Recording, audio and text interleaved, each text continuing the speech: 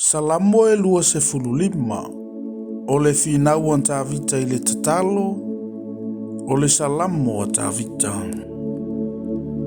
Io vai, o te whanau na watu ia te oe ma lo loto.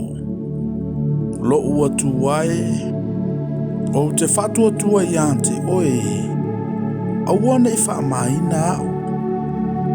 Awane mita mita mai ia te au o e ita mai ia te au. O I lato umafoi o e whaatalitali ia te oe, awane I whaamaina I lato. E whaamaina o e whaifua lato a mio pepelo. Ieo vai, ia e whailo mai ia te au o wala. Ia e awa o mai ia te au I o mga ala. Ia e taitai mai ia te au I le mea moni mai ia te oe. Ma awa o mai ia te au. Awa o oe o le antua o lo uolatanga. O te whaatalitali ia te oe I le aso atoa. Ieo vai. Ia e manatua lo walofa muti vale ma lo wanga lelei. Awa talu mai le vavau lava ia. Awa e te manatua wanga sala ina o utau lelea. Ma o usoli tu la fono. Ai tusa ma lo walofa ia e manatua mai au.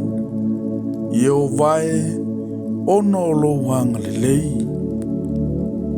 O Yehova e angalelei maami o tonu ia. O le melea na te whaasinoina atu ai le ala I tangata angasala. E taitaina e ia o e angamalu I le whaamasinonga. Na te awa o mai fo I e angamalu I lona ala. O ala umalava o Yehova. O le alofa ia ma le whaamaoni e ua tausi I lana whiangainga. Mana tu la fono. Io vai, ona o lo suafa, ia e whaamangalo mai ai la uanga sala, awa ua tele lava ia. O ai ea le tangata o le matau ia Yehova, e whaasinoina atu ia ia le ala na te filifilia. E mau o ia I le manuia, o lana whanau fo I e whai mō lantou le nu. O loo whaali e o valo na whinangalo I e mātatau I a te ia. Na te whailo antu fo I lana whiangainga I a te I lantou. O loo whaasanga pēr lava o umata I a Yehova. Awa o ia lava e te talaina o uvae ai le upenga. Ia e liuli walo mai I a te au. Ma lofa mai I a te au. Awa o au o te toatasi ma puapua ngaina. Ua whaateleina puapua ngā o lo uloto. Ia e ave e se ina au I mea o te tinga ai. Ia e sila mai I lo puapua ngā ma lo tinga. Ma ia e whaamangaloina wanga sala o malava. Ia e sila I e o ita mai I a te au. Awa e to tele I lantou. Wa lantou ino fo I a te au I le ino whaasawa.